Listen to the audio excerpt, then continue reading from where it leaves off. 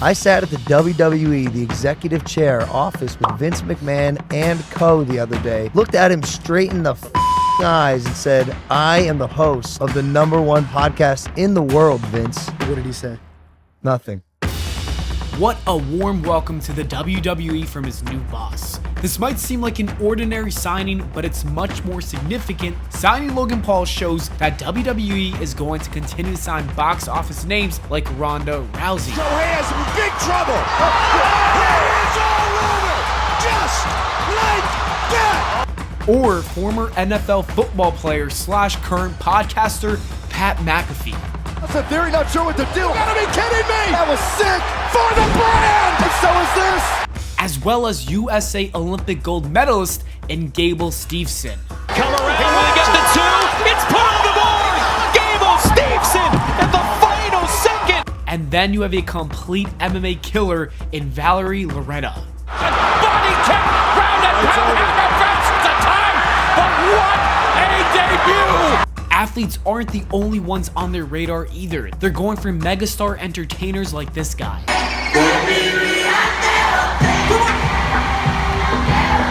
There's clearly been a major change in who WWE has been scouting and signing over the last few years. The company has shifted its focus to athletes and entertainers with star power. It is best for business. From a statistical standpoint, WWE is on track to have its most successful year ever. Pay-per-view viewership has been reaching an all-time high, and social media numbers are out of this world. The signing of Logan Paul seems to be the beginning of a complete transformation for the WWE. As of today, I have been released from my WWE contract. April 15th, 2020 is a meaningful date. This is when the WWE planted the seeds that kickstarted the massive changes that were to come. The promotion had a layoff of dozens of employees due to the uncertainty of the pandemic. While budget cuts were definitely a leading factor for those releases, there might be another reason. When you look at the people that were let go, a decent number of them were hired from the independent wrestling scene. The trend continued when more indie wrestlers were being fired within the next 18 months. The release stars had something in common though. They started their careers in the indies and were a part of Triple H's NXT. Another compelling development around this time was the hire of the new president, Nick Khan. It's no coincidence that there's been a comprehensive overhaul after he joined WWE. This is the man responsible for everything, and he's not even trying to hide it. How would you describe the current state of NXT? It's going to have a whole new feel, and we believe, because a lot of the indie wrestlers, if you will, we don't want to just keep doing that same thing. We want to look elsewhere for great young talent. There you have it. The president openly admitted that WWE is no longer interested in bringing in indie guys. This is how the WWE has always been. Big sweaty men were heavily scouted in the 80s. They looked for great character work and charisma in the 90s, and WWE pretty much signed anyone in the 2000s, from NCAA athletes to WCW legends. Mr. McMahon wanted to completely dominate the market after the Monday Night War. Triple H is the one who tried changing the system when he took over the talent relations position in the 2010s. For an unexplainable reason, Hunter was laser focused on only signing indie wrestlers. That was the issue. Triple H was handing out contracts to professional wrestlers in a sports entertainment company. Because of that disconnect with WWE's audience, many of these NXT experiments could not find success. The company put an end to Triple H's NXT era, released almost everything associated with it, and modified the direction of the future signings. Why have there been so many releases this year? Ultimately, what's looked at is what works for us and our product at that moment in time. Is this person for us going to move the needle? Indie wrestlers aren't working for the WWE anymore. World Wrestling Entertainment is going back to their roots, signing athletes and superstars that can move the needle and transcend the brand to a wider audience and catch more eyes. Anybody that does not fit the system is moving to their new home. In fact, Nick Khan couldn't be less bothered about it. You're letting go of talent. They're all going in one place. Is that not a weird thing to see develop in front of your eyes? Have you ever seen me talk about or think about any competitor of mine? Never. So our decisions are based on what's best for us, and whatever anyone else does with that, good for them.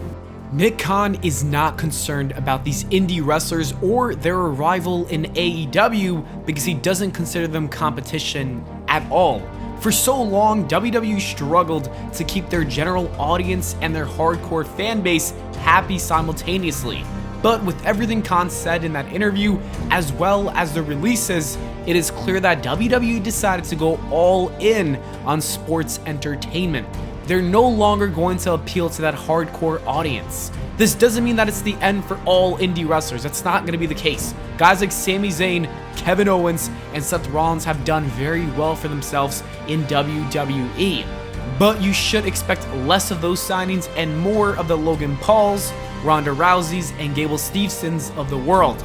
Judging by the recent success, I would say they made the right decision. WWE needed to do this because it was really best for business to propel the company to reach new heights. The things we did are what it takes to make this place the juggernaut that it is. It's true, it's damn true. The new business approach is absolutely necessary in keeping that juggernaut alive. The data and stats don't lie. I took every single televised Raw and SmackDown segment/match from the last 6 months that was posted onto YouTube, which gave me an average of 646,000 views per video. That will be our baseline number.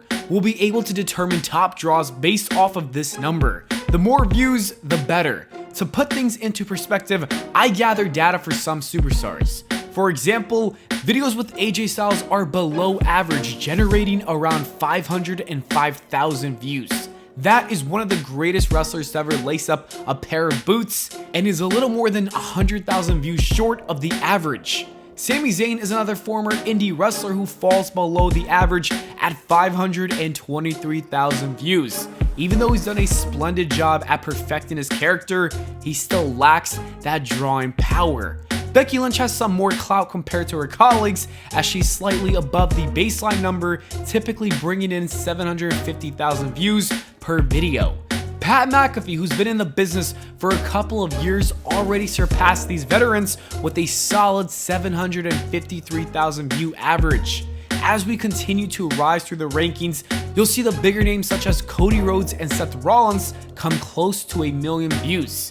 And above everyone here, you've got Logan Paul well beyond their numbers with an average of 1.2 million views. If money can't buy happiness, it can definitely buy some views. This isn't even the top of the mountain, there's still so much more to climb. Ronda Rousey is still a household name.